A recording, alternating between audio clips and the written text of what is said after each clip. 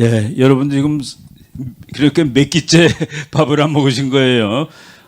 지금 그 말씀을 들어보니까 미국 하버드 대학의 데이비드 랜드라는 아주 유명한 교수가 있습니다. 그분이 이제 세계 각국들이 어떻게 발전하는가에 관한 책을 썼는데, 그분은 유럽, 서양이 완전히 제일 제대로 발전해가지고 모든 그 인간의 문명을 압도하는 그런 문명이 되었다라고 얘기를 하면서 밥에 대해서 사람을 세 가지로 구분할 수 있다고 얘기를 했습니다. 밥을 먹을 때마다 칼로리 따지고 먹는 사람들이 세계의 일부가 있습니다. 그래서 이거 오늘 저녁에 내가 이거 먹으면 안 돼 그래가지고 참는 사람들, 배가 고픈데 참는 사람들이 있어요. 다른 목적을 위해서. 그리고 두 번째 부류의 사람들은 살기 위해서 먹는 사람들이랍니다. 살기 위해서. 그리고 세 번째 무리의 사람들은 다음번 밥이 올지 안 올지 모르는 사람들, 다음번 밥이 어디서 오는지 모르는 사람들.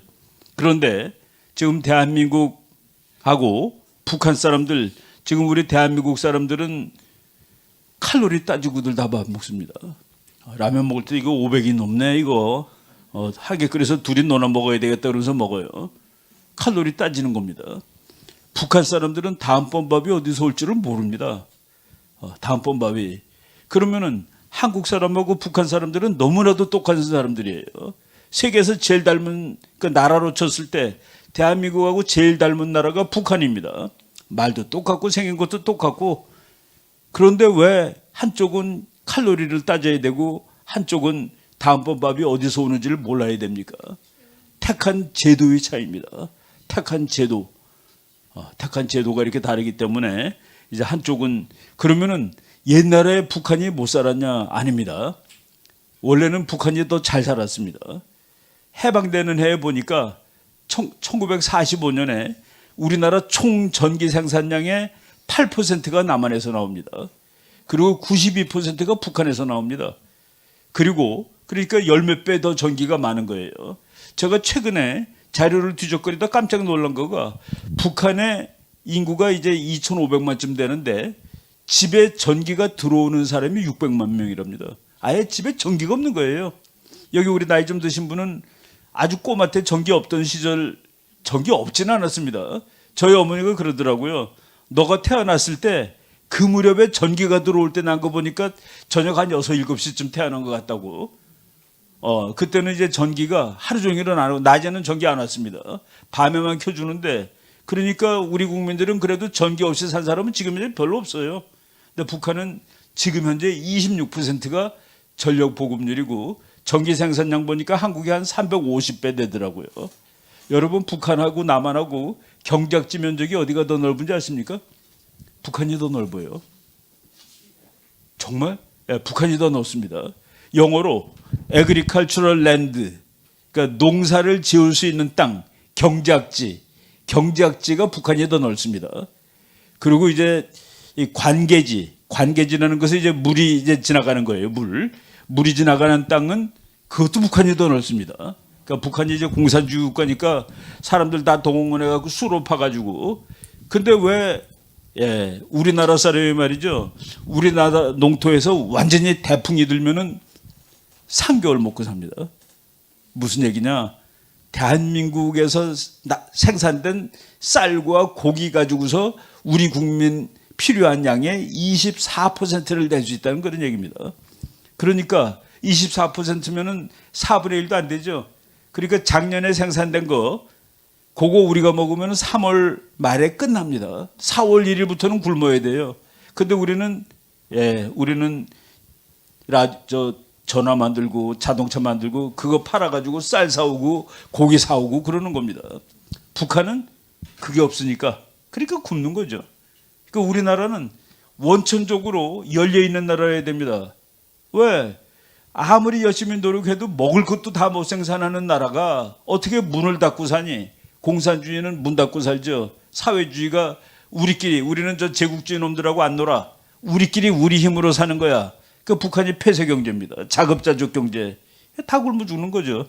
그래가지고 냉전 시대에는 우리나라 사람들이 냉전 시대는 참 힘든 시대였다 그러는데 역설적으로 미국이 야 이거 대한민국은 우리를 모델로 만든 나라야. 이렇게 이거 잘 살게 해줘야 돼. 북한은 소련이 이거는 우리 공산주의를 모델로 만든 나라니까 이거 잘 살게 해줘야 돼. 그래서 북한과 대한민국은 각각 냉전의 맨 첨단에서 미국과 소련의 지원을 꽤 많이 받고 산 나라입니다. 그래서 1990년까지 소련이 성성하게 남아있을 때까지 북한 사람들 굶지 않았어요. 그런데 소련이 1990년에 망했습니다. 1993년에 북한 사람 300만 명 굶어 죽었습니다. 그러면 문을 열어야 되는데 중국은 그거보다 좀 더 빨리 열었죠. 그래서 먹는 거는 해결했습니다. 그래서 중국을 갔던 북한 관리들이 중국처럼 문을 열어야 되겠습니다. 라고 김일성 살아있을 때 얘기했더니 김일성이가 나도 다 알아. 그래야지 우리가 다 국민이 먹고 사는 거 아는데 우리는 종심이 짧아 이렇게 얘기를 했대요. 무슨 얘기냐면은 종심이라는 게 이제 군대 용어인데 휴전선에서 서울까지는 이거 뭐 40몇 킬로밖에 안 돼요. 휴전선에서 평양까지는 한 200킬로쯤 됩니다. 종심이 깊어요. 그래서 전쟁하면 한국이 불리한 겁니다. 거기서 같이 하면은 북한은 수도가 멀리 있어가지고 그게 종심이 길다, 종심이 짧다. 그런데 자본주의는 독인데 중국은 종심이 깊어서 독을 받아들였어도 서서히 적응이 되는데 북한은 자본주의란 독이 들어오면 우리 다 죽어. 그래서 문을 더 걸어닫고서 국민들한테 뭐 하려니까 원자탄 만들어야 되고 군대 100만 명 유지해야 되고 그러니까 김정은이 사는 길을 택한 겁니다. 국가가 사는 길을 택한 것이 아니고 그게 북한의 딜레마인데 바로 지난 4월 7일 8일 북한에서 무슨 뭐 당 세포대회인가 뭔 걸 했는데 김정은이 1993년에 했던 것이 고난의 행군이라고 북한에서 말 붙입니다. 이번에 고난의 행군을 다시 해야 되겠다라고 얘기를 했습니다. 여러분들 허리띠 졸라 매세요라고 다시 얘기한 거예요. 이제 끝내야 됩니다. 이제 북한 끝내야 될 때가 다가왔는데 우리가 그 북한 끝내달라고 하나님한테 열심히 기도한 것입니다. 예수한국 복음 통일이라는 거는 뭐 노골적으로 말하면은 저 북한 저렇게 더 이상 살 수 없다는 그런 얘기죠. 저 그냥 놔둘 수 없다라는 얘기고 제가 그 정성산이라는 그 북한에서 넘어온 젊은 영화 감독이 있는데 그 사람이 그 요독 스토리라는 그 이제 연극을 만들었습니다. 한번 가서 봤는데 그 요독 스토리 그 마지막 장면이 상당히 그 참 눈물 나오는 장면인데 그 요독에 있는 거기는 쥐 지나가면은 횡재한 날입니다. 그거 잡아가지고 먹으니까 고기 먹는 날이니까. 그런데 그 사람들이 노래를 부르는데 노래 가사가 하나님 남조선에만 가시지 마시고 이곳 북조선에도 좀 오시라요. 북한말로 이제 오시라요가 좀 오세요. 왜 하나님은 남조선만 가십니까? 북조선에도 좀 오시라요. 그러면서 그 절규하는 노래를 거기 수용소에 있는 사람들이 부르는 그런 장면을 제가 이제 그 기억을 아주 뭐 생생하게 하고 있습니다. 그래서 우리가 이제 복음 통일 예수 한국 뭐 이것이 우리의 그 구호가 되는데 제가 이제 오늘 뭐 중국, 미국 뭐 세계를 끌어가는 큰 나라 두 나라고 그 사이에서 이제 한반도 문제도 규정이 되고 그래서 이제 그 얘기들 잠깐 그 해드리려고 오늘 왔습니다. 그 얘기들 제가 이제 하겠습니다. 근데 그거 하기 전에 제가 요새 제가 그냥 국제정치학을 공부하면서 세상이 작동하는 원리가 무엇이냐라는 걸 이제 쭉 뭐 공부를 하고 있다가 최근에 그 우리 교회의 그 교회사를 전공하는 교수가 한 분 있는데 그분이 저한테 그 책을 한 권 주면서 그 한번 읽어보라고 공부하는데 도움 될 거라고 그래가지고 뭐 제가 옛날에 학교 다닐 때 직접 듣지는 않았지만은 뭐 잘 이렇게 알던 교수님입니다. 민경배 교수라는 그 한국 종교 기독교회사 이런 거 전공하시는 분인데 보니까 그 87세인데 아주 건강하시더라고요. 요거 며칠 전에 어디서 그 유튜브 방송도 하고 그런 걸 이제 봤는데 그분이 쓴 역사와 신앙이라는 책입니다. 역사의 기독교적 해석 이라는 책을 읽으면서 제가 와 이거 정말 감동스럽다라는 그런 생각을 하면서 읽고 있는데 그 부분에 나온 거예요. 저분이 뭐 보니까 그 참 우리보다 한참 몇십 년 선배 학자인데도 불구하고 실력이 대단하다는 생각이 들었습니다. 저분이 책에 쓴 거예요. 역사를 오래 공부하는 동안에 역사의 실체라는 것이 무엇인가 하는 생각을 깊이 하게 되었고, 그렇죠. 공부하는 사람들 다 그렇죠. 역사라는 것이 하나님의 세계 통치라는 것을 확신하게 되었다. 하나님이 세계를 통치하는 방식이 우리가 그냥 보통 때 공부하는 역사하고 정치인 겁니다. 하나님이 세계 통치라는 것을 확신하게 되었다. 하나님의 창조나 예수 그리스도의 성육신, 그리고 하나님의 구속과 예수 그리스도의 속죄의 은총, 이 모든 것이 결국 인간의 역사 전체의 실체인 것이다. 그것이 다 정확하게 요약된 것이 성경책이라는 말이 그 뒤에 나옵니다. 그리고 그 다음 말, 이제 다른 페이지예요. 기독교가 없이 역사는 있을 수 없고 이해할 수도 없다. 그 역사라는 건 하나님의 이야기라는 소리입니다. 여러분 그 역사를 영어로 히스토리라고 그러죠. 히스토리. 히스토리는 히즈 스토리라는 뜻입니다. 그 히즈는 하나님이라는 뜻이에요. 하나님의 이야기가 역사다는 얘기죠. 그래서 기독교 없이 역사를 있을 수도 없고 이해할 수도 없다. 역사의 개념 구성 자체가希腊이나 로마, 중국, 인도, 메소포타미아 그리고 한국 같은 곳에서 생겨나지 않았다. 기독교와 관계되어 발전하고 형성된 문화 구도 안에서 출현한 것이 사실이기 때문이다. 한국, 메소포타미아, 중국, 인도에서 역사가 나온 것이 아닙니다.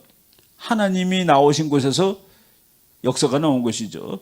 기독교를 통해서만이 역사를 이해할 수 있다는 사실을 새삼 확인하는 것이다. 아주 그 학자가 기독교에 대해서 참 기독교 역사의 그 권위자가 아주 자신감을 쓰고서 저런 그 얘기를 하고 나는 저걸 읽으면서 적극 동의한다는 그 마음을 보냈습니다. 예. 기독교가 맨 처음에 종교로 생긴 것은 예수님 돌아가시고 한 30-40명도 안 돼요. 제자 몇 명하고 마리아 이런 사람 몇 명에서 기껏해 한 30명 정도 칩니다. 그런데 350년 만에 3천만 명이 되었고 지금 2000년 만에 23.82억 그러니까 24억 이렇게 늘어났고 미국의 기독교도가 2020년 현재 2억 4,400만 인구가 3억 한 3천만쯤 됩니다.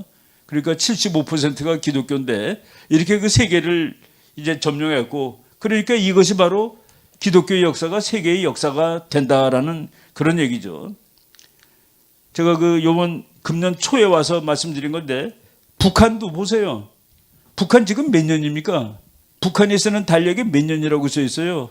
2021년이라고 써 있습니다. 기독교의 역사죠. 2021이 뭔데? 예수님이 태어나고 2021년째라는 뜻이죠. 쟤네들도 그 밖을 거기를 벗어날 수가 없다는 얘기입니다. 그래서 민경배 교수가 기독교를 제외하고서 기독교를 빼놓고서 세계 역사가 설명이 안 된다. 작년에 북한은 2020년이었습니다. 금년에 북한은 2021입니다. 그게 뭐예요? 그게 기독교 역사가 거기까지도 그리고 세계 최악의 무신론 국가 북한, 세계 최대의 무신론 국가 중국도 결국 연호가 하나님 연호를 쓰고 살 수밖에 없는 바로 이것이 우리가 말하는 그 기독교를 모르면 세계를 모른다는 그 얘기죠. 이 얘기도 제가 와서 얘기를 했는데 이 세계 역사가 결국은 하나님의 역사인데 미국이라는 나라가 발견되고 미국이 이제 현대판 이스라엘인데 그거 발견하는 얘기가 전부 하나님의 이야기입니다. 콜럼버스가 배 타고 갈 때 저거 이제 왕한테 빌린 겁니다. 이사벨라 여왕한테 배 세 척을 빌렸는데 콜럼버스가 가서 여왕한테 뭐라고 얘기를 했냐면은 저쪽에 있는 사람들한테 하나님을 좀 알리고 싶어요라고 얘기한 겁니다. 저쪽 가갖고 돈 벌어오겠어요가 아니에요. 가는 길이 일본을 향해서 간 겁니다. 인도를 향해서 가는 겁니다. 인도하고 일본 가면 금이 그냥 길거리도 금으로 돼 있다라고 유럽 사람들이 믿었습니다. 그런데 콜럼버스라는 젊은이가 왕한테 가서 그 이사벨라 여왕이라는 사람은 믿음이 무지하게 좋았습니다.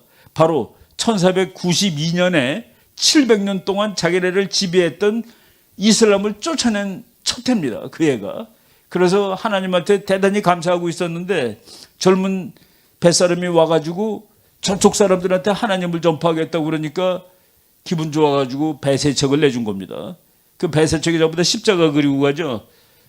그래가지고 콜럼버스가 그 배를 타고 가는데 그때만 하더라도 용감한 사람들만 저 배를 탔습니다. 왜냐하면은 그때는 배가 갈 때 절대로 등어리를 땅에 보이자, 그러니까 뭐냐면은 땅 옆으로 가야지 땅을 뒤로 하고 배가 나가지 않았어요. 왜? 쭉 가다 보면 절벽으로 다 낭떠러지가 해서 다 떨어질 줄 알았거든. 지구가 둥글다고 생각하는 사람은 그렇게 많지 않았습니다. 그래서 항상 땅을 보면서 땅 옆으로만 다녔는데 콜럼버스는 저쪽 지구는 둥그니까 절로 가면 인도가 나올 거야 하고서 뒤로 해서 간 거죠. 그래도 용감한 선원들이 따라 나섰는데 이게 가도 한 2달 가도 안 나오니까 콜럼버스를 죽이고 돌아가려고 그랬었습니다. 그래서 콜럼버스 부하가 선원들이 지금 무서워한다고 이렇게 가는데도 땅이 안 나온다고. 그래서 콜럼버스가 부하들한테 그 선원들한테 3일만 더 가자 그랬습니다. 3일만. 그 이전에도 다 거짓말했습니다. 500리 왔는데 100리 왔다고 그러고 1000리 왔는데 뭐 500리 왔다고 그러면서 이제 겁먹을까 봐 3일 동안 그 일기장에 보면은 정말 목이 터져라 하나님께 기도를 올렸다라고 그랬습니다. 땅이 나오라고. 3일 동안 땅 안 나오면 거꾸로 돌아가기로 했으니까 그러니까 3일 만에 땅이 나와줘야 되는데 정말 3일 만에 땅이 나왔습니다. 그래서 그 땅에 섬이었어요. 조그만 섬을 발견했는데 콜럼버스가 너무나도 감동을 하고 하나님한테 감사해서 그 땅의 이름을 산살바도르라고 줬습니다. 영어로 홀리 세이비어, 우리말로 하면은 성스러운 구세주. 땅 이름이 성스러운 구세주입니다. 하나님이 자기를 살려준 거야. 3일 만에 그 땅이 나와서. 그리고 그때 배 3척 중에 한 척이 망가져가지고 그 배 나무를 가지고 거기 조그만 2층짜리 집을 하나 졌는데 그 집 이름이 그 스페인 말로 라 나비다드, 영어로 더 크리스마스. 그래서 그 미국을 발견한 이야기가 이게 하나님의 얘기입니다. 그리고 크리스토퍼 콜럼버스, CHRIST, 그리스도, 토퍼 콜럼버스. 그 영어로 크리스토퍼 그러면은 영어로 그냥 하면 bearer of the Christ, 예수님을 업고 가는 사람 이런 뜻이랍니다. 그래서 크리스토퍼 그 이름조차도 상당히 그 기독교적인, 다 저런 식으로 인간의 역사가. 그래서 오늘날 미국이란 나라가 이제 세계를 끌어가고 세계의 그 유럽은 지금 많이 망가졌습니다. 유럽은 이슬람한테 졌어요. 어떻게 보면은 이슬람이 뭐 10몇 %씩 되고 교회는 안 가는데 이슬람은 전부 모여서 기도하고 그러죠. 그래서 이슬람한테 졌는데 그거를 그래도 버티는 것이 미국이고, 그리고 최근에 한국 그리고 아프리카 쪽으로 엄청나게 기독교가 지금 커지고 있어서 기독교 세력은 사람 숫자로 보면 늘어나고 있습니다. 하나도 줄지 않아요. 이런 일들이 지금 벌어지죠. 바로 지금 했던 얘기들. 그래서 이제 콜럼버스가 3일만 더 가자 그래놓고 하나님에게 가슴이 터질 정도로 열렬히 기도를 드렸다. 땅 좀 나오게 해달라고. 땅이 결국 나와가지고. 그래서 미국 대통령들 뭐 우리 자주 얘기했지만은 우리 남북전쟁 했던 대통령입니다. 오직 나의 염려는 내가 하나님의 편에 서 있는 거 하는 것일세. 이건 뭐냐면은 정말 남북전쟁을 하는데 그래도 노예를 해방시킨다는 게 그 하나님 뜻에 맞는 건데 북군이 계속 집니다. 1년 동안 지고 있다가 정말 이번에도 지면은 끝나는 건데 그 전투에서 이겼어요. 엔티에탐 전투에서 이겼습니다. 장군이 막 뛰어와가지고 대통령한테 각하 오늘부터 하나님이 우리 편이 된 것 같아요. 그러니까 링컨 대통령이 장군 그런 얘기하면 안 됩니다. 내가 어떻게 기도하는 줄 아세요? 나는 내가 싸우는 이 싸움이 언제라도 하나님 편에 서 있게 해달라고 기도드리는 거요. 하나님 편에 서서 싸우는 나라래야지 전쟁에 이기는 겁니다. 하나님한테 죽어라 내가 이기달라고 독일군도 그렇게 기도하고 영국군도 그렇게 기도하고 프랑스도 그렇게 기도해요. 그리고 서로 싸운단 말이야. 하나님은 누구 편을 들어주실까? 내 편에 서서 싸우는 그 나라를. 그러니까 오직 나의 염려는 내가 하나님의 편에 서 있는 거 하는 것일세.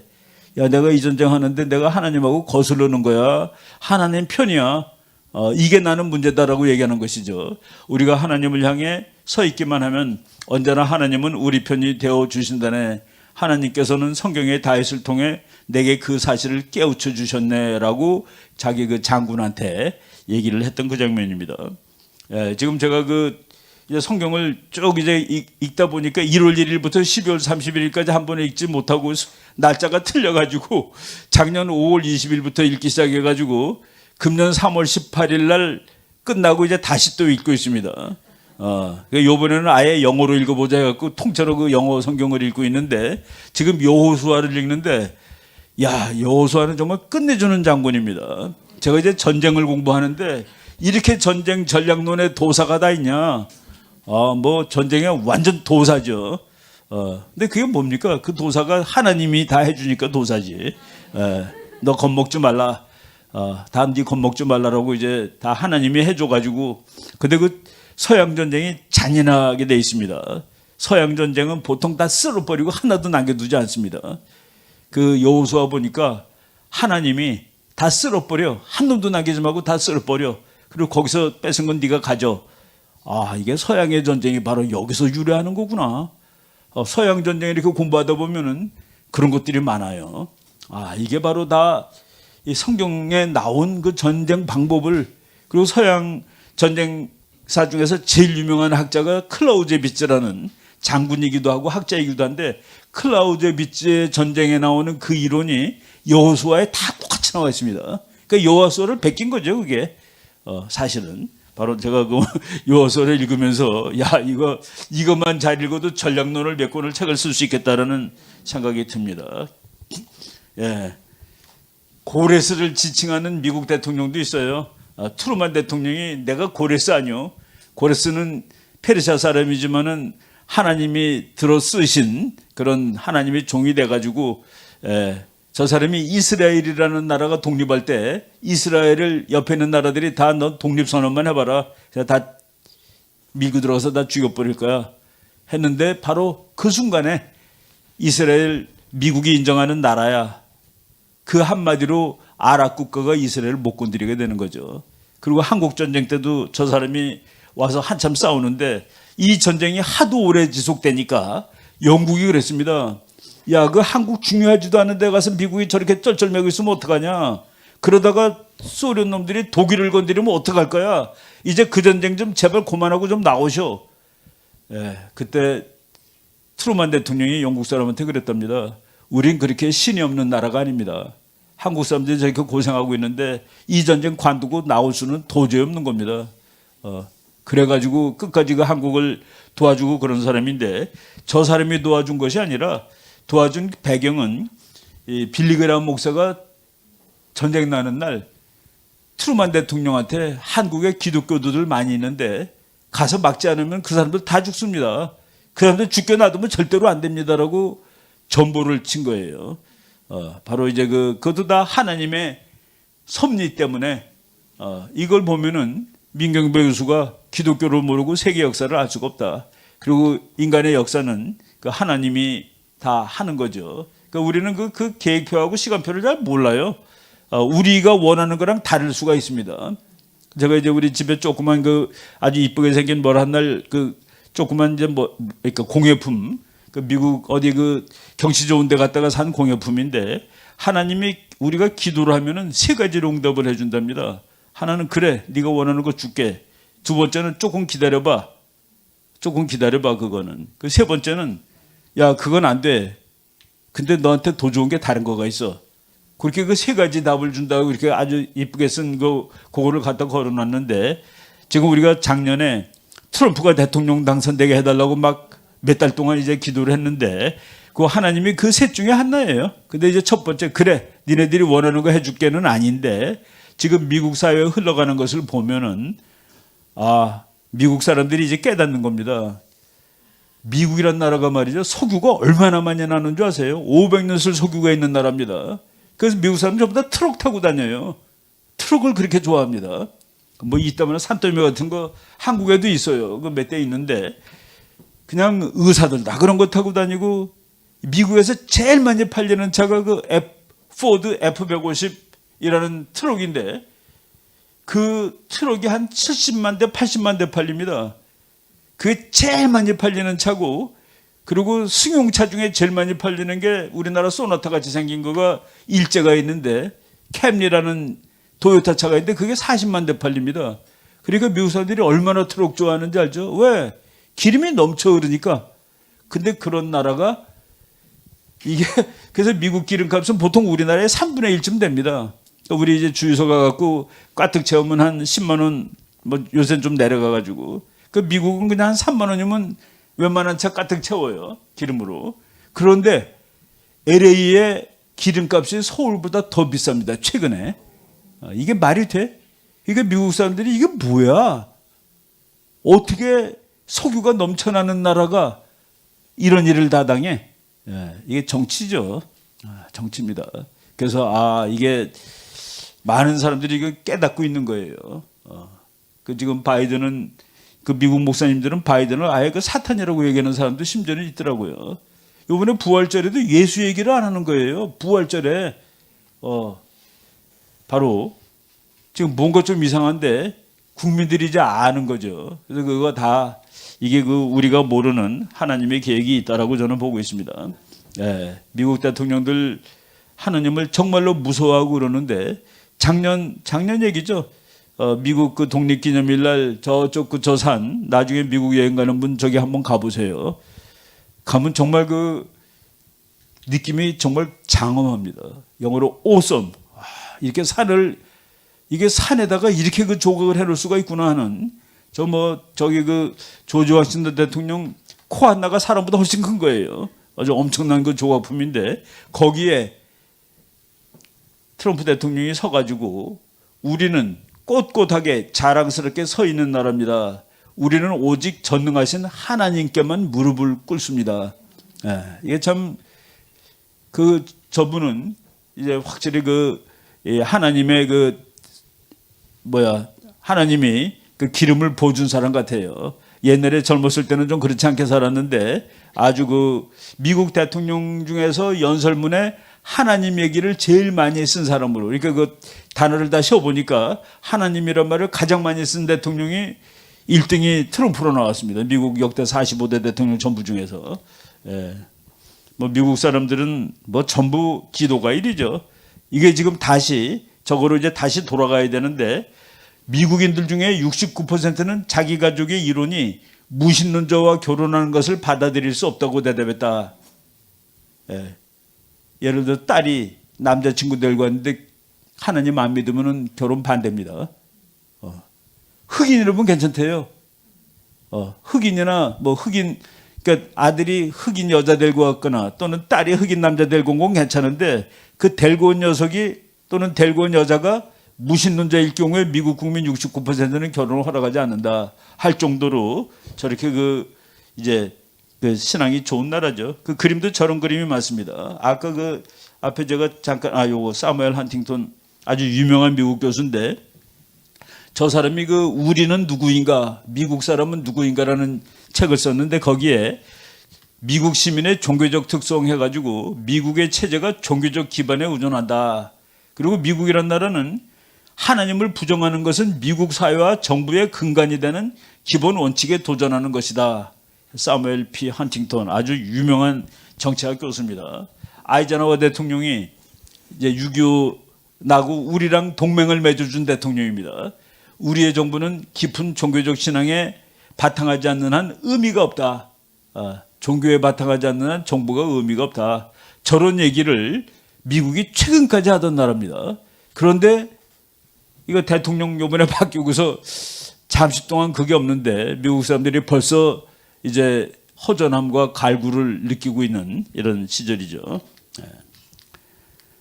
그래서 미국이란 나라, 여러분 혹시 그 영어 조금 들을 수 있는 분은 저 스티브 털리라는 사람이 유튜브 방송을 많이 하는데 최근에 저 사람이 우리를 그러니까 낚시한다고 그러죠. 사람들 일부러 보게 하는. 나는 이제 관두입니다. 그래가지고 저 사람이 신학 박사입니다. 저렇게 그 좋은 방송하던 사람이 관두면 어떻게 하고 들어가 봤더니 자기가 유튜브 방송을 하면서 교수도 하고 있었는데 유튜브를 열심히 하기 위해서 교수를 관둔다는 소리를 그렇게 쓴 거예요. 그래서 우리 아이고 속았구나 하고서 이제 봤는데 저분은 무지무지하게 낙관론자입니다. 그런데 그 낙관론이라는 것은 그냥 낙관론이 아니라 아주 과학적인 근거를 가지고 있어요. 여러분 그 미국에서 말이죠. 애를 제일 많이 낳는 사람들이 누군지 아세요? 교회 다니는 아줌마들입니다. 교회 다니는. 그래서 그 평균 한 2.5명 정도 낳는데요. 우리나라 1.1입니다. 여러분 일정 0.84까지 살아갔어요. 맞아요. 그러니까 이거 큰일이에요. 2.1이래야지 인구가 유지가 됩니다. 그러니까 우리나라의 모든 어머니가 난 아이들 평균이 2.1일 때 우리나라 인구는 앞으로 100년 후에도 지금 인구예요. 그게 이제 인구를 유지하는 건데 이제 뭐 지금 뭐 우리 뭐 저 교수님 0.9까지 내려갔다는데 그렇게 되면은 우리나라 인구 한 300년 후면 0입니다. 0. 다 없어져요. 그런데 지금 미국의 좌파들 누굽니까? 뭐 낙태하는 놈들 그리고 여자끼리 사는 것들 남자끼리 사는 것들 이렇게 해가 원천적으로 0입니다. 그러니까 니네들이 지금 한때 다르고 설치는데 앞으로 몇십 년 지나봐라. 이제 그래도 엄마가 교회 다니고 아빠가 교회 다니는 애들이 교회 다니고 그래서 이분의 계산에 의하면은 앞으로 한 5, 60년 후에 미국 가정의 90% 이상이 기독교 가정이 될 거다라고 계산해 놨습니다. 그래서 그 리턴 오브 크리스텐덤 하나님의 왕국이 다시 돌아온다라는 아주 조그만 책인데 거기에 그 얘기를 썼고 그래서 저 사람은 무지하게 낙관적이에요.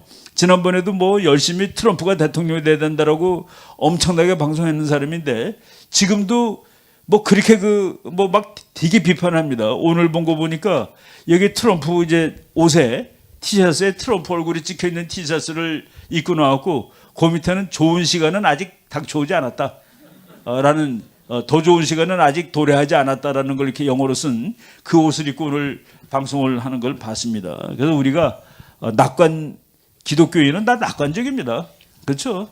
기독교인이 비관적이면은 안 되죠. 다 희망을 가지고 죽어도 천당 가는데 우리나라 하나님이 만든 나라고 그래서 그 잘 될 겁니다. 잘 될 거예요. 그리고 우리가 아까 우리 교수님하고 잠깐 얘기했는데 이 정부가 들어섰을 때 4년 전에 다 망할 줄 알았는데 아직 버티고 있는 거가 얼마나 하나님이 도와주는 거냐고 우리들 그 얘기 많이 했어요. 이거 어떻게 망할 거냐. 저는 안 망할 거에 걸었던 사람입니다. 왜냐하면은 반대하는 세력들도 있으니까 뭐 그냥 지지 않으니까 그리고 미국이란 나라가 있기 때문에 자기 마음대로 못할 거다라고 생각을 했습니다.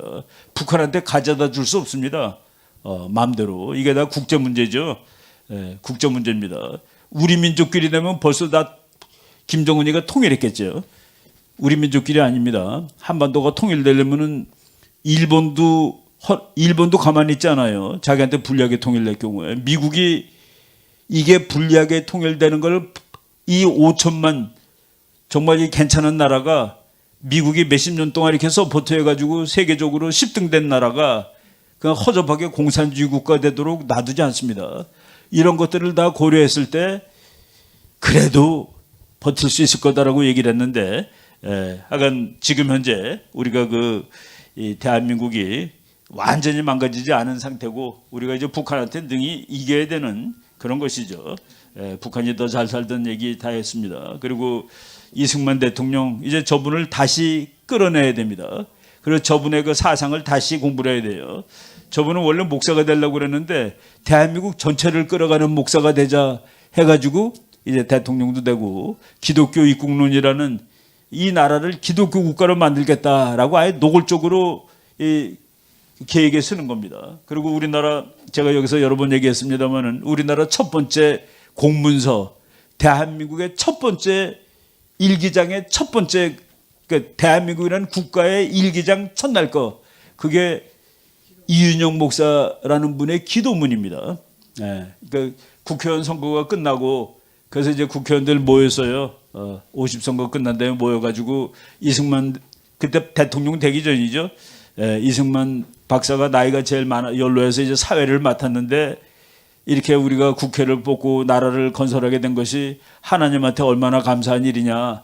그러고 보니까 종로구에서 당선된 이윤영 목사님이라는 목사님이 계시니까 나와서 목사 좀 기도 좀 하라고. 그래서 그건 뭐 짜고 한 것이 아니라 이윤영 목사도 그냥 갑자기 끌려 나와서 기도를 했는데 그 기도문이 대한민국 일기장 첫날 첫 번째 기록으로 남아있는 그런 나라입니다. 그래서 이런 것들 이승만 박사 저도 이제 요새 이승만 박사를 뭐 다시 체계적으로 연구를 하고 이분의 정신을 받아야 되겠다고서 이제 공부하고 있는 중입니다.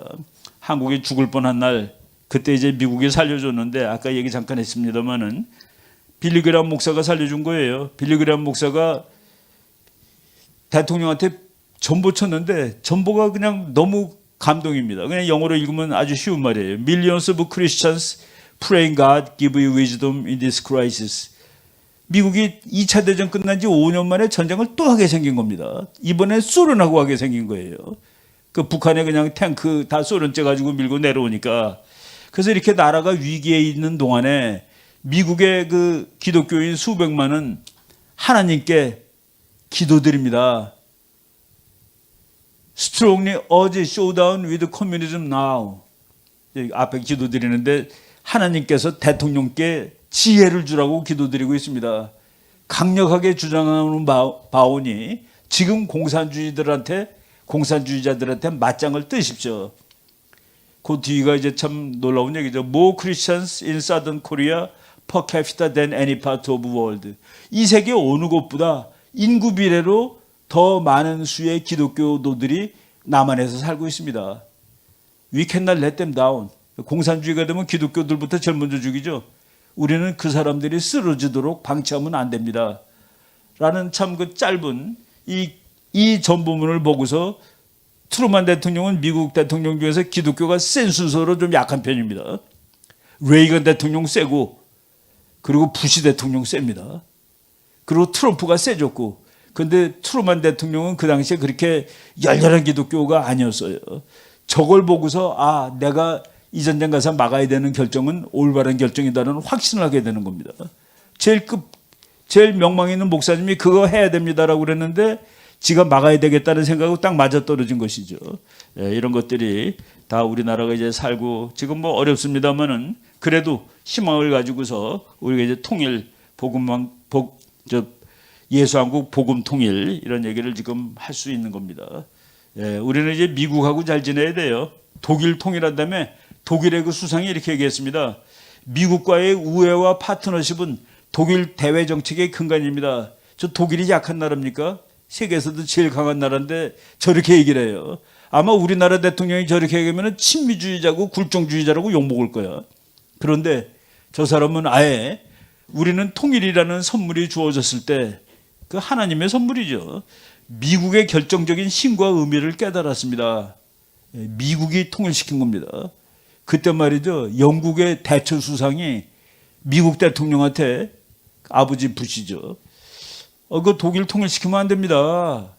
역사를 모르세요?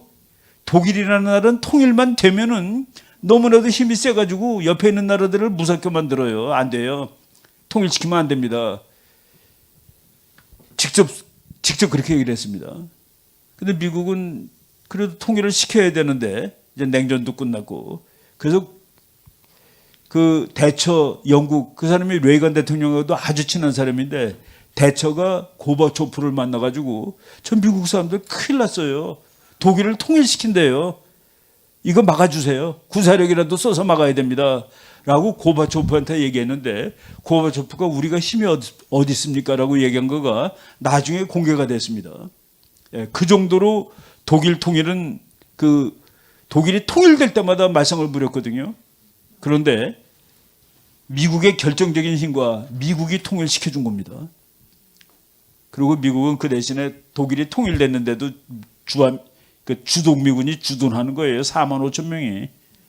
독일이 다시 그런 옛날처럼 전쟁 일으키는 군국주의 국가가 되지 못하게 미국이 거의 간섭을 하는 겁니다. 나중에 그랬죠. 영국, 프랑스한테 독일을 통일시켜도 너네들 무서워하지 마. 우리가 이렇게 목을 조르고 있잖아. 이런 식으로. 독일은 그래서 통일할 때 미국을 그냥 정말 자가용 비행기 타고 매일 미국 들락날락 했습니다. 독일 수상이. 제발 통일 좀 시켜주세요. 우리가 나쁜 짓 안 할 테니까 통일시켜주세요. 미국이 통일시켜준 겁니다. 그러니까 미국의 결정적인 힘과 의미를 깨달았습니다.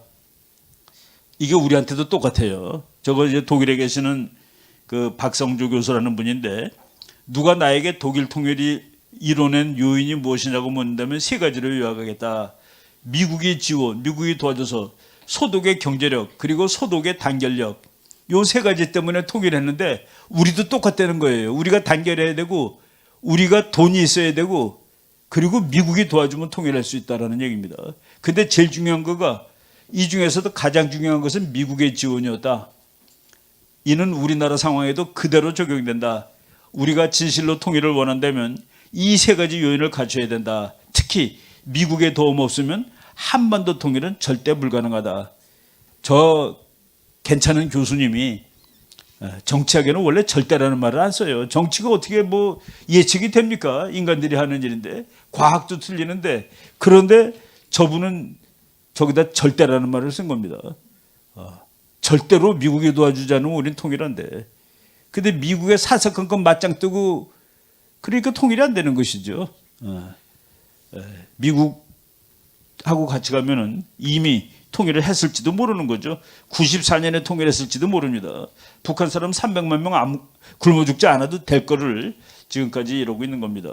우리 문제 그래서 우리가 이제 한미동맹 잘 유지하는 것이 엄청나게 중요하다라는 얘기를 했고 그리고 우리가 이제 중국하고 일본이 우리 옆에 있는 나라이기 때문에 항상 옆에 있는 강대국은 피곤하죠. 국제정치는 그렇습니다. 옆에 있는 나라들이 항상 피곤해요. 먼데 있는 나라는 피곤하지 않습니다. 우리가 칠레가 핵폭탄 만든다고 무섭습니까? 우리가 멕시코랑 싸울 일이 있어요. 우리는 항상 옆에 있는 두 나라 그리고 우리보다 힘이 셀 때 그것이 골치 아픈데 그 골치 아픈 나라를 막아줄 수 있는 나라를 필요로 하는 것이죠. 그래서 한미동맹을 잘하면은 중국의 위협 그리고 나중에 혹시 일본의 위협까지도 근데 일본은 지금 2차 대전 끝난 다음에 마음 잡았죠. 착한 나라가 됐습니다. 민주주의 국가하고 그러니까 미국이 야 너네 다 생각 똑같은데 셋이 잘 지내. 그럼 중국쯤은 넉넉히 막을 수 있는 거 아니야? 그래서 한미일 그 세 나라가 잘 지내라는 것이 놀랍게도 바이든 대통령은 완전히 그 말만 합니다. 한국과 일본이 잘 지내야지 북한 문제가 해결될 수 있고 중국 문제가 해결될 수 있으니까 자기네는 그거부터 먼저 하겠다라고 지금 얘기를 하고 있는 것이죠. 트럼프 대통령은 나는 그 트럼프 대통령의 외교 정책을 대단히 좋아했는데 그 사람은 북한을 전쟁하지 않고 미국 편으로 만들어 놓을 사람이었습니다. 김정은을 가지고 놀아가지고 그냥 쉽게 생각해 보세요. 많은 사람들이 트럼프 욕하는 사람이 저거는 장사꾼이야 돈 벌 생각만 해. 그래 돈 벌 생각 해가지고 트럼프가 원산에다가 트럼프 호텔 짓는 날이 왔다고 칩시다. 그럼 끝난 거 아닌가요? 트럼프 호텔이 북한에 들어서는 날 한반도 문제 끝나는 거 아니에요? 저는 그런 의미에서 야, 저 사람은 발상이 다르다라고 생각하고 그랬는데 하여간 뭐 지금 당장은 뭐 지금 아니니까 또 일본하고 관계 중요하다. 이거는 뭐 지금 현재 사상적으로 일본이 근데 특이한 것은 기독교를 안 믿는 나라라는 거. 그렇지만 탄압은 안 하죠. 일본은 뭐 기독교 믿는 자유가 있는데 일본 사람들이 아직 그 널리 전파가 안 됐는데 그것도 우리가 통일을 이룩하고 복음 통일 이룩한 나라가 되면은 일본이라는 괜찮은 선교 지역이 하나 또 생기는 거라고 생각하시면 좋습니다. 중국은 지금 기독교도가 2억인데 다 숨어 있죠. 그리고 지금 엄청나게 탄압받고 있습니다. 저 사람들이 결국은 이제 중국을 민주국가로 만들고 하나님 나라로 만들 그런 세력입니다.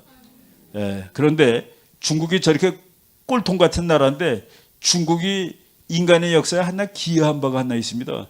중국이 기독교를 못 믿게 한 것뿐만 아니라 모든 종교를 못 믿게 하는 바람에 이슬람이 아시아로 오다가 밑으로 내려갔습니다. 그래서 아시아 북쪽에는 이슬람이 없어요. 중국이 딱 버텨주니까 전부 다 밑으로 내려가가지고 저쪽 말레이시아 뭐 인도네시아는 그 무슬림이 많죠. 근데 북쪽으로 못 왔다 하는 역사의 그 역할을 했습니다. 의도하지 않게 바로 뭐 그것이 전부 다 그 하나님이 우리가 모르는 우리가 참 감지할 수 없는 그런 역사를 만드는데 다 하나님이 알아서 하시는 것이죠. 이런 것들 쭉 보고 우리나라 지금 어렵다 하는데 요번에 미군 사령관으로 오는 사람이 라카메라 대장이라는 사람인데 저 사람은 게릴라 때려잡는 사람입니다. 게릴라만 때려잡는 사람이에요. 근데 저는 개인적으로 북한의 핵보다 북한이 게릴라 전쟁할까봐 골치 아파요. 어느 날 말이죠. 북한군 10만 명이 한국군 복장을 하고 밤에 대전에 한 5천 명이 내렸어. 비행기 타고. 그 북한 비행기는 글라이더입니다. 그 북한에 정말 형편없는 비행기가 있는데 그 AN2라고 거기다가 글라이더를 뒤에다 이제 고무줄로 엮어요. 그리고 높이 떠갖고 오다가 고무줄을 끊으면 그 글라이더가 대전까지 간답니다. 휴전선 부근에서. 그런데 그래갖고 한 500명쯤 한국 군복 입은 사람들이 총 들고 나타나면 어떻게 싸우겠습니까? 그 저는 그거 무섭다라고 했는데 그거 전문가가 지금 이제 한국에 와요. 요번에 지금 있는 그 대장은 이제 임기가 맞춰서 가고 그 라카메라 대장이라는 사람이 이제 지명이 돼가지고 지명한 다음에 청문회에서 이제 뭐 한반도 상황이 어떠냐, 북한이 어떠냐 이런 문제 하는데 북한이 그런 식으로 전쟁할 경우에 자기는 그런 식으로 맞짱을 떠주겠다라고 얘기를 했습니다. 대한민국 누가 지켜요 지금? 대한민국을 누가 지켜? 제가 그 유튜브 제목으로 대한민국은 지금 누가 지키나라는 그런 한번 제목으로 올린 적이 있었는데 저분이 하는 말씀을 듣고서 또 누가 지키느냐 하는 그 질문이 또 나왔습니다. 예, 오늘 뭐 원래는 미국, 중국이 다투고 있는데 미국이 이기죠 당연히. 그리고 이겨야 되고, 그러니까 이겨야 되고 그리고 뭐 근데 이제 우리가 그걸 떠나서 이제 두 나라는 화해하지 않습니다. 인간 사회에서 그 힘센 두 나라는 화해를 못해요. 못합니다. 그래서 여호수아의 전쟁로는 한쪽을 없애라는 겁니다. 화해가 안 되기 때문에 한쪽은 완전히 그러니까 영어로 eliminate 제거돼 버려야 돼요. 놔두면은 싸움이 나는 거죠. 그러니까 모세가 다 쓸어버리라는 걸 놔두고 와서 하나님한테 야단 맞고 그러는 장면도 나오죠. 예, 바로 둘이 있는 한 1등을 바라보는 둘이 있는 한 이것은 운명적으로 싸우는 겁니다. 그리고 우리가 그 기독교 이론이 아니라 그냥 국제정치 이론에 의해도 강대국 두 나라가 있을 때 그 국가들은 누구든지 전부 다 1등이 되고 싶은 거예요. 우리도 다 1등하고 싶지 2등하고 싶나요? 그래가지고 운명적으로 충돌하는 나라입니다. 중국은 1등이 한번 되고 싶고 중국은 한 1000년 동안 이 동네에서 1등을 해가지고 그게 너무 그리운 나라입니다. 그리고 미국은 최근에 한 뭐 7, 80년 세계 1등을 했는데 그게 좋거든. 여러분 미국이 1등이기 때문에 아주 좋은 거 하나 뭡니까 혹시? 달러죠, 달러. 우리가 말이죠. 자동차 만들어 갖고 미국에다가 팝니다. 우리는 쇳덩어리 큰 거, 무거운 거 소나타라고 칩시다. 미국 가면 한 2만 5천 달러 돼요. 우리는 그걸 만들어서 주면은 미국은 뭐를 만들어 줍니까? 종이에다가 돈 찍어 갖고 우리한테 주죠. 100달러짜리가 원가가 250원입니다. 100달러짜리 100장이면 10,000불이죠.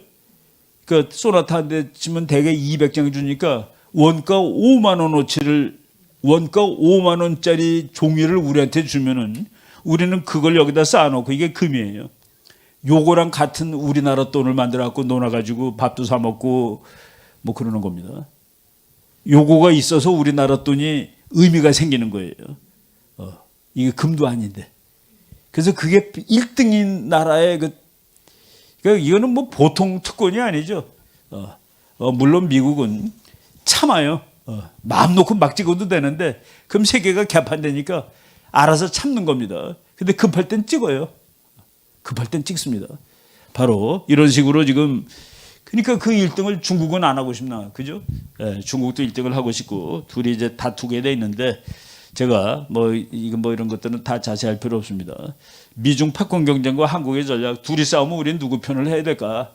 예, 우리가 이제 기독교적으로 말하면은 하나님 편인 나라의 편에 서야 됩니다. 하나님 나라의 편. 그거를 이제 현대 순수히 국제 정치적으로 하면은 우리랑 생각이 같은 나라의 편. 근데 그것도 더 노골적으로 얘기하면 이길 나라. 정말 다른 거 다 빼고서 그럼 누구 편 서야 되니? 이기는 나라 편. 그럼 누가 이길 건데? 지금 더 센 나라. 지금 더 센 나라가 이기는 겁니다. 이 세상에 어떤 센 나라도 바보처럼 하지 않습니다. 옆에 자기한테 덤비는 나라가 더 세질 때까지 기다려주는 나라가 지구에 없습니다.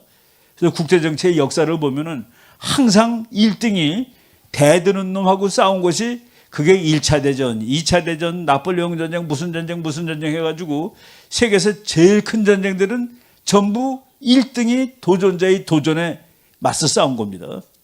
그리고 그냥 거기서 역사를 노출해 보면은 이 세계의 어떤 패권국도 도전자의 도전에 평화적으로 자기 자리를 양보한 적이 없었다. 하물며 미국이, 그 미국은 양보하지 않습니다. 근데 미국만 양보하는 게 아니라 영국도 양보하지 않았어요. 그리고 올바른 일을 할 때 양보하지 않습니다. 제가 그 성경책을 이렇게 열심히 읽어보면서 특히 이제 그 구약에 보면은 전쟁 얘기가 무수히 많이 나오죠. 여기서 그 용서하지 않는구나. 나쁜 녀석들은 용서받지 못하는 거구나 하는 그것을 이제 느끼게 되는데 바로 그 전쟁이 그렇죠. 뭐 제가 이제 그래서 그 아주 유명한 교수가 저분 책을 내가 이제 번역했습니다. 그 맨 마지막 장이 중국은 평화롭게 부상할 수 있는가?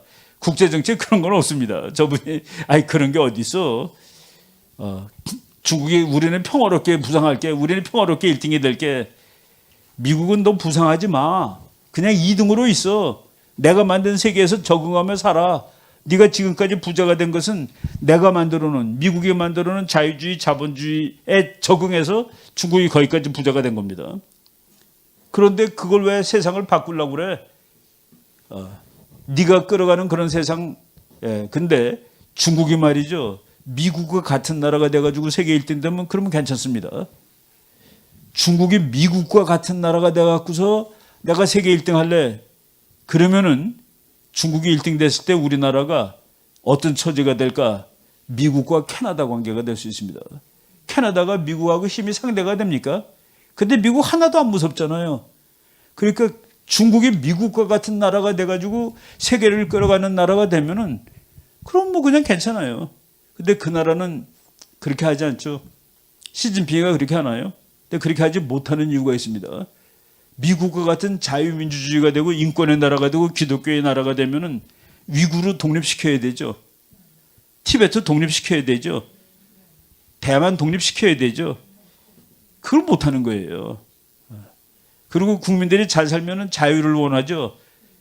미국의 그 유명한 학자가 민주주의는 산업화의 결과물이다라는, 그러니까 이 세상 많은 나라들이 민주주의가 되는데 보니까 전부 어느 이상 살게 된다면 민주주의가 되더라는 그 이론입니다. 그래서 그게 그 사람 생각으로는 지금 돈으로 $10,000예요. 국민들이 $10,000를 벌게 되면은 개인이, 그러면 그 나라는 민주주의를 안 할 수가 없대요.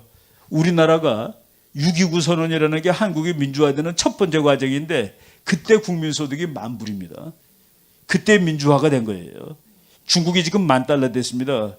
민주화를 해야 되는데 민주화를 하게 되면 나라가 쪼개질 것 같아. 그래서 시진핑이가 더 누르는 겁니다. 거꾸로 모택동이 되는 거예요. 근데 그러다 보면은 하나가 터지죠. 그래서 중국 공산당이 무너지든 중국이 무너지든 뭐 이런 일이 앞으로 일어날 겁니다. 바로 지금 얘기하는 것들 뭐 쭉 다 이제 나오는 거고, 그 중국은 이제 거짓말이 너무 많아요. 그죠? 시진핑도 거짓말 많고 중국 사람들 다 잘 산다고 그랬는데 리커창이라는 사람이 그랬습니다. 중국 사람이 하루에 10,000원으로 사는 사람이 얼마인 줄 아세요? 하루에 10,000원을 버는 사람, 10,000원보다 덜 버는 사람 9억 6천만 명입니다. 중국 인구가 지금 14억인데 9억 6천만 명이 하루에 10,000원 그 미만을 벌어요. 그러니까 그 위에 몇 명이 버는 걸 가지고 나눠보니까 하루에 10,000원이 나오는 겁니다. 그러니까 정말 아주 가난한 나라죠. 근데 일부는 너무나도 부자입니다. 중국 사람들 여기 와서 어떤 사람이 명동에서 화장품을 샀는데 너무 많이 샀는데 다 찍어보니까 200 몇십만 원이에요. 한번 텔레비에 나왔습니다. 하도 이제 쭉 다 더해가지고 200 몇십만 원. 그러니까 중국의 보통 사람이 10개월 버는 돈을 와서 화장품 사간 여자가 있는 거예요.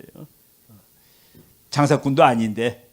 바로 이런 것들이 중국이 앞으로 이제, 그리고 우리가 많은 사람이 미국이 몰락한다고 그러는데 미국은 몰락한 적이 통계적으로 없습니다. 1970년에 미국이 버는 돈이 세계에서 27%쯤 됐습니다. 2010년에도 그래요. 그리고 2020년이 금년거 보니까 25%더라고요. 그러니까 미국은 그냥 몇십 년 동안 그냥 25%입니다. 세계의 4분의 1이에요. 미국이 몰락하지 않아요. 미국은 자기 비중을 계속 유지하는데 서양이 조금 내려간 거 유럽이 내려갔습니다. 유럽. 아시아가 올라가고. 그러니까 아시아가 더 비중을 많이 차지한 것은 유럽이 내려간 부분을 아시아가 차지한 거예요. 미국은 그냥 그러니까 저 통계를 보면 미국은 몇십 년 동안 그대로네 라고 이렇게 말씀드릴 수 있는 것이죠. 예. 저 사람은 이제 트럼프 대통령하고 반대하던 사람이죠. 바이든을 지지하고 바이든 보좌관인데 바이든이 대통령 되면은 외무장관이 될 거라고 예측을 했었는데 됐습니다. 지금 그 블링켄이라는 외무장관인데 지난번에 그 투표할 때 그랬죠. 트럼프 대통령은 중국에 대해서 말만 세게 했지 세게 하지 못해. 그래서 우리가 대통령이 되면 더 잘할 거야라고 얘기를 했는데, 뭐 우리나라에서 저 사람을 비판하는 사람이 그 4년 동안 트럼프가 대통령 하는 동안에 그 중국이라는 나라가 좀 부정부패가 심한 나라예요. 그 다음번에 정권 잡을 사람들한테 가서 전부 다 이렇게 돈도 주고 뭐 용돈도 주고 그래서 자기 사람을 만들어 놓는 겁니다. 그래가지고서 뭐 대통령 된 사람 바이든의 아들이 중국 돈을 뭐 많이 받았다고 그런 얘기 나오는 것이죠. 그래가지고 저 블링컨 장관도 돈 받은 거 아니야라고 그런 얘기가 도는데 지금 현재까지는 뭐 잘하고 있는 것 같습니다. 중국이 가장 골치 아픈 문제지 이 문제부터 해결하지 않으면 안 된다라는 얘기를 매일 하고 있죠.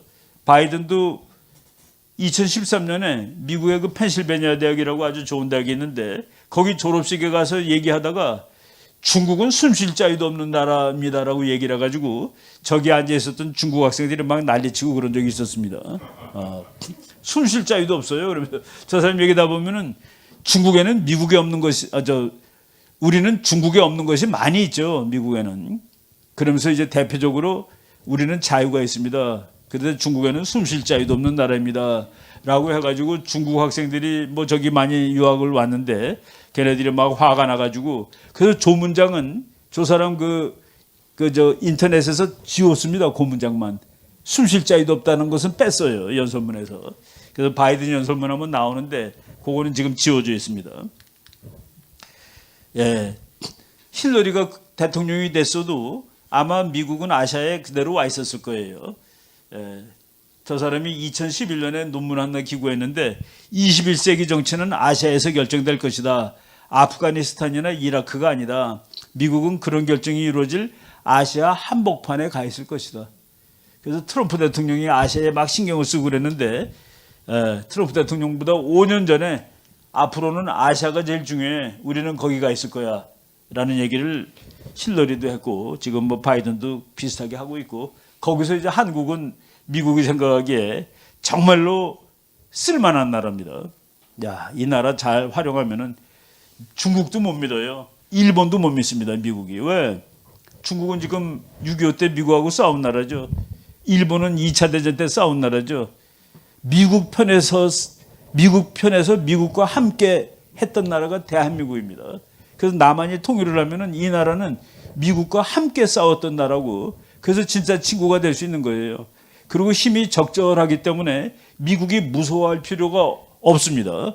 그런데 중국, 일본은 뭐 좀 힘 좀 세지면 미국 건드리는 나라입니다.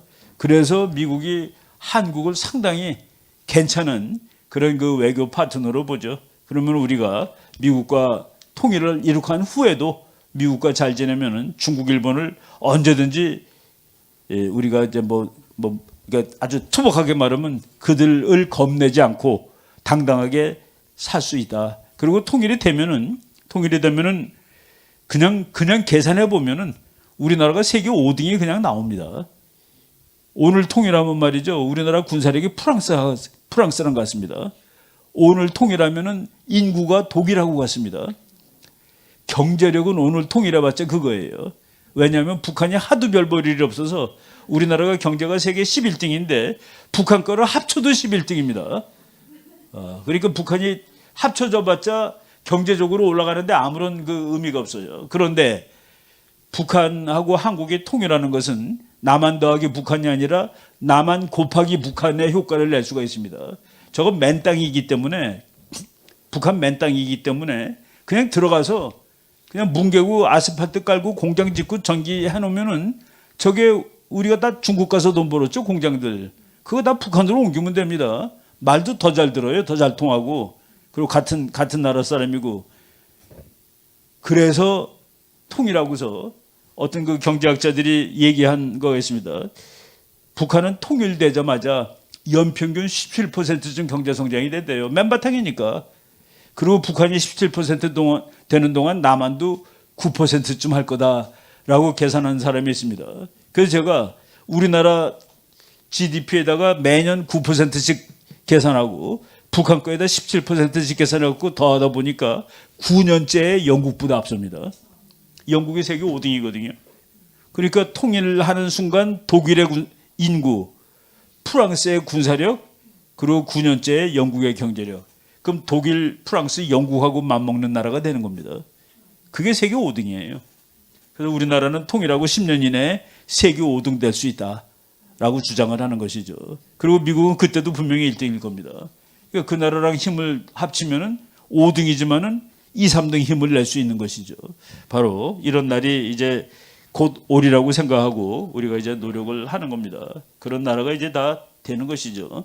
이런 것들은 뭐 제가 쭉 그냥 이제 뭐 다른 데 강의할 때 이제 쓰느라고 많이 했는데 하여간 뭐 서해 바다에 줄 거놓고서 여기는 니네 바다고 여기는 우리 바다니까 니네 배 나오지 마라고 한 중국이 그래서 124도라는 선에다 걷는데 그 124도를 계산해 보니까 서해 바다의 72%가 중국 바다, 28%가 한국 바다가 됩니다. 저거 제가 저 해군 참모총장 2명한테 들은 얘기예요. 우리 배가 나가면은 중국 배가 와서 들어가라고 그런대요. 저런 게 어디 있습니까, 세상에.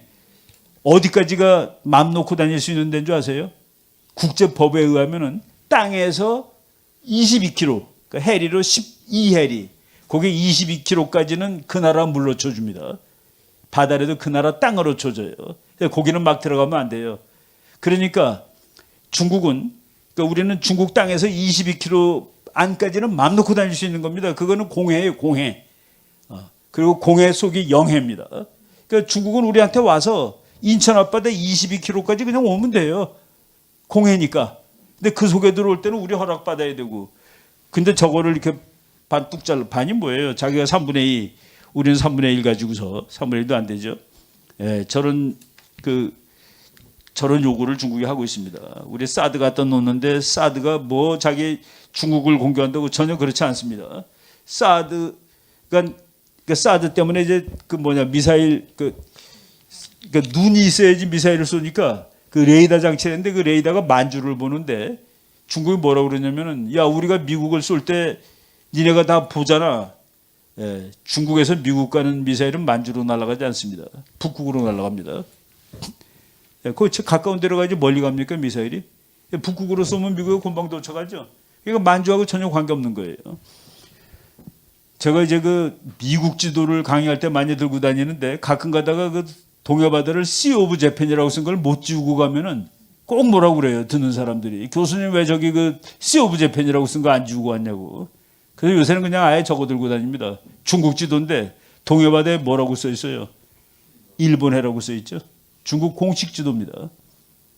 우리나라 사람들이 저거 보고 항의를 안 해요.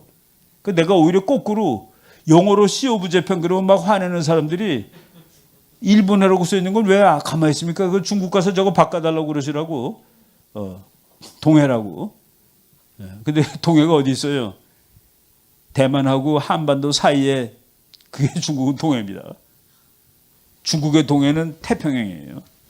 그래서 우리가 저거 한반도 옆에 있는 바다가 동해바다입니다. 바꿔주세요. 그러면 중국이 바꿔줄 수가 없어요. 동해는 자기네 앞바다는 저쪽 상하이 앞바다니까. 이런 것들 하여간 저거 무슨 배입니까? 저거는 군함이 아니죠. 저거는 연안경비정이죠. 저거는 이제 해양경찰입니다. 미국의 해양경찰이 서해바다에 옵니다. 서해바다 누가 지켜주는 거예요? 저게 그 서해바다에 들어갔었습니다. 중국은 그때 경악했어요. 야, 미국 니네 해안을 지키는 배가 여기까지 오면 어떡하니? 미국은 그랬겠죠. 말은 안 했어. 여기가 우리 해안이야. 여기까지가 우리 해안이야. 너가 뭐 옆에 있는 나라 좀 작다고 막 하는 모양인데 그 나라 내가 지켜줘야 돼. 그런 의미를 전달한 거라고 보입니다. 뭐 그런 얘기들 많고요. 이 배는 레이더에 보이지도 잡히지도 않는 배인데 저거 우리나라에서 제일 비싼 배보다 5배 비싼 배입니다.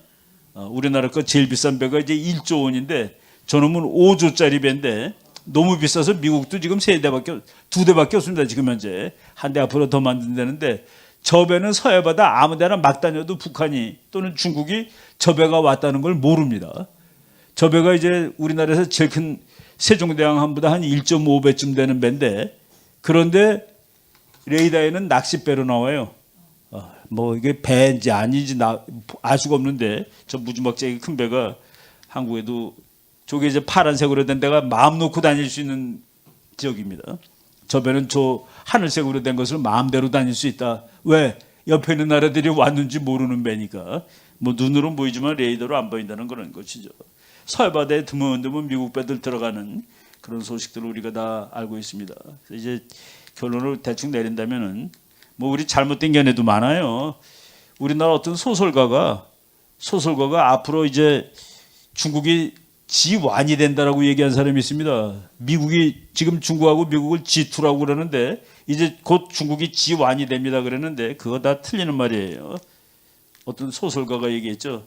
이제 머지않아 중국이 지완이 되리라는 것을 부인하는 사람은 아무도 없습니다. 그렇게 얘기를 했는데 그 바로 같은 무렵에 서울대학교 교수한 사람이 G2라는 용어는 한국에서는 쓰지도 않는 말입니다 라고 얘기를 했습니다. 저 말이 더 맞는 말이에요. 미국이 혼자 G1입니다. 중국은 아직 미국하고 맞짱 뜰 만큼 세지 못한데 우리나라에서는 유난히 중국이 센 나라인 줄 알고 그러니까 중국하고 잘 지내야 된다고 그러고 뭐 이러고 있었는데 그러다 보니까 많이 어려워진 것이죠. 한미 관계도 나빠지고. 뭐 지금 저쪽 바다에서 미국하고 중국이 매일 이렇게 그냥 서로 그냥 노려보고 그러고 다닙니다. 프랑스 다 와서 도와주고 있어요. 프랑스, 독일, 뭐 독일하고 프랑스, 영국 배들이 지금 다 와서. 근데 미국이 한국 너도 같이 해. 우리는 좀 봐줘요. 그러고 있습니다. 중국이 화내니까. 그래서 한국만 안 들어가고 있는 거예요. 근데 이번에 이제 대통령 미국 갔는데 미국이 뭘 요구할지 모르겠습니다. 저 사람이 미국의 아주 유명한 학자인데 미국의 군사력은 현재 중국 군사력보다 10배 강하다. 우리가 이걸 왜 다 아는 거를 모르는 척하고 있어요. 미국이 당연히 더 세죠. 이번에 최근에 아주 재밌는 사진이 나왔는데 미국 군함이 중국이 훈련하는 그 사이에 끼어들었습니다. 중국 항공모함이 가면 옆에 배들이 여러 척 따라가는데 그 안에 미국 군함이 끼어들었어요. 그러니까 이제 쉽게 얘기하면은 적군이 어느 나라 군사력이 행군하는데 적군이 거기 끼어든 거야. 그런데 미국 함장이 함장 보면 이렇게 그래도 꽤 괜찮은 푹신한 의자가 바깥쪽에 있는데 거기 딱 앉아갖고 발을 함교에다 걸투고서 그러고서 중국 항공모함을 쳐다보는 사진. 혹시 여러분들이 보셨는지 모르겠는데 중국을 좀 모욕한 거나 마찬가지죠. 그런 일들이 최근에 이제 일어나고 그러고 있습니다. 그러니까 미국은 야 너는 아직 우리한테 멀었어 뭐 이런 것을 이제 폼 잡는 거죠. 야 이거 보세요. 2020년 세계에서 석유를 제일 많이 생산하는 나라 10나라가 있는데 1등이 미국입니다. 1951만 배럴. 미국은 하루에 1800만 배럴 쓰는 나라입니다. 그 쓰고 남아서 수출해야 돼요. 2등이 사우디아라비아인데 1181만. 3등이 러시아 1149만. 상대가 안 되죠. 미국하고 석유가. 근데 이렇게 석유가 많은 나라가 서울, 한 방울도 석유가 안 나는 서울보다 기름값이 더 비싸다. LA가 더 비쌌습니다. 최근에. 저 사람도 앞으로 혹시 미국 대통령 될지 모르는 사람인데 내년 2월 4일 날 중국에서 올림픽 합니다. 올림픽 하면 안 되라고 얘기한 겁니다. 왜냐하면 나치스 같은 놈들인데 1936년에 독일 올림픽에 가가지고 그 나치스라는 히틀러를 면죄부를 주지 않았냐 미국이. 근데 지금 중국이 바로 나치스 같은데 거기 내년에 가서 면죄부를 주면 어떻게 가지 마세요 하고 대통령한테 편지 썼습니다. 바이든한테 편지 썼어요. 영국 대사입니다. 바바라 우드워드라는 대사가 중국 올림픽 가면 안 됩니다라고 얘기를 했죠. 인명을 학살하고. 저 보세요. 그 위구르 저기 사람들은 막 이렇게 그 학살하고 죽이는데 그런 나라가 하는 올림픽 가서 그 맞장구 떠주면 안 된다는 얘기죠. 이런 사람들하고 두테르테라는 저 사람이 가장 친중적인 대통령 중에 하나예요. 그래서 저 사람은 피가 중국 피라고 그런 말도 있습니다. 필리핀 대통령인데 최근에 중국과의 우호 관계는 끝났다. 중국 나를 죽이고 싶으면 죽여. 나는 도망가지 않고 여기 있을 거야. 아니 노골적으로 그렇게 얘기를 했습니다. 지금 중국하고 다 이제 그리고 놀라운 거는 바이든을 아주 좋아하고 트럼프를 아주 싫어하는 미국의 하원 의장 낸시 펠로시가 미국은 내년에 중국 올림픽 가면 안 된다라고 얘기했습니다. 그래서 역시 그 미국이라는 그 시스템, 그 바로 이런 일들이 지금 벌어나고 있고, 요 며칠 전에 또 배가 대만해요 미국 군함이. 그러면서 이번에는 뭐라고 했냐면은 우리는 일상적으로 여기 다니는 거야.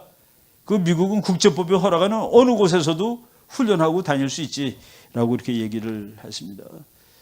우리가 그 중국하고 미국하고 다투는 얘기할 때 결정적으로 우리나라 사람들도 얘기 안 하고 중국도 얘기 안 하는 거가 아까 그랬죠. 애 안 낳으면 그 나라 망한다고. 그 대표적인 나라가 중국입니다. 지금 인구가 저렇게 돼 있는데 요 몇 년 전 건데 중국에서 나이대로 제일 많은 게 40대입니다. 그 40대가 많은 나라는 아무런 문제가 보이지가 않아요. 왜? 40대가 몸도 튼튼하고 일도 잘하고 돈도 잘 벌 시대니까 뭐가 문제인데 그러는데 30년 미뤄보세요. 그 40대가 70대 되죠. 밑에가 없어요. 그 도표를 여러분들이 보면 안 돼. 이렇게 됩니다. 밑에가 통통 비고 위만 많아지고 이제 저거가 이제 2040년에 저렇게 되는데 먹고 살 수가 없습니다. 그 우리도 똑같지 않아? 우리도 똑같지 않아? 우리 달라요. 일본도 다릅니다. 일본도 너무 늙은 사람이 많고 한국도 너무 늙은 사람이 많은데 중국하고 뭐가 다르냐? 그 미국에서 제일 유명한 인구 통계학자가 그랬죠. 일본 부자가 된 후에 늙었다. 한국 부자가 되면서 늙는다.